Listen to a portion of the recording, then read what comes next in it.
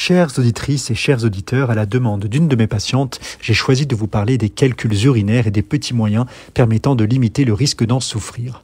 Les calculs urinaires sont des petits caillots formés par la précipitation de certains composés minéraux et protéiques dans les urines. On parle alors de maladie lithiasique ou lithiase urinaire. Ces calculs peuvent abîmer les reins, mais ils peuvent aussi et surtout se bloquer dans l'urétère, ce petit canal très fin qui emmène l'urine du rein jusqu'à la vessie, et sont alors responsables d'une des douleurs les plus intenses que votre corps peut vous causer, j'ai nommé la crise de colique néphrétique, qui est une douleur lombaire extrême, parfois accompagnée de nausées et vomissements, et qu'aucune position ne peut soulager. Elle impose alors la prise d'anti-inflammatoires. Cette colique néphrétique peut avoir des conséquences gravissimes lorsque l'urine s'infecte. Il y a alors de la fièvre et on parle de pyélonéphrite obstructive qui impose une prise en charge interventionnelle en urgence pour drainer le rein. Mais revenons à la lithiase.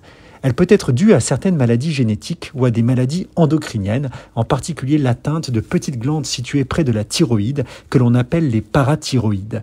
Mais dans la plupart des cas, aucune maladie sous-jacente n'est identifiée. On considère qu'une personne sur 10 souffrira un jour de calcul urinaire.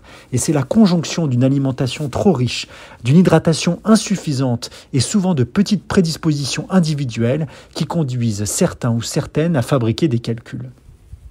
Alors comment faire pour éviter ces calculs urinaires ?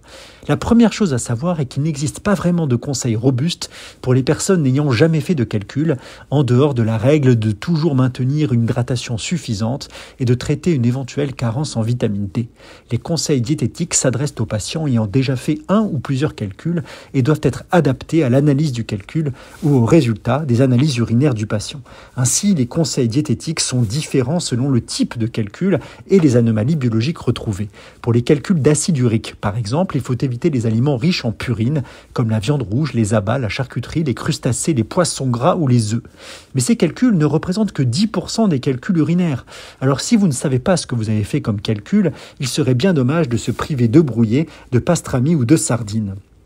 En revanche, pour les calculs d'oxalate de calcium qui sont les plus fréquents, il faut éviter les aliments riches en oxalate comme le cacao, les noix, la rhubarbe ou les épinards. Donc un régime à la carte. Mais il existe tout de même quelques règles qui sont valables pour à peu près tous les types de calculs.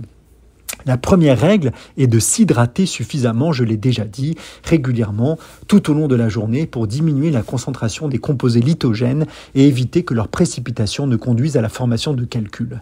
La deuxième règle est d'éviter les apports excessifs de sel et de rester en dessous de 8 grammes par jour. Il est aussi préférable d'éviter les apports excessifs en protéines animales et de traiter un déficit en vitamine D.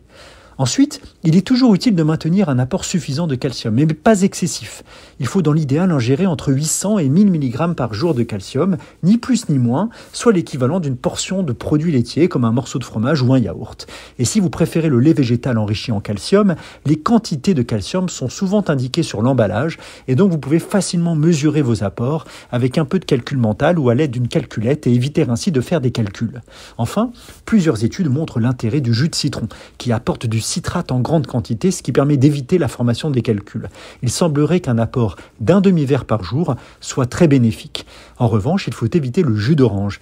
Il apporte beaucoup moins de citrate et beaucoup plus de vitamine C. Or, cette dernière est à éviter si vous êtes sujet au calcul d'oxalate, car la vitamine C est justement transformée en oxalate, éliminée dans l'urine. Donc, vous l'avez compris, il est important de consulter en cas de calcul urinaire pour définir la meilleure prévention secondaire, c'est-à-dire la prévention de la récidive.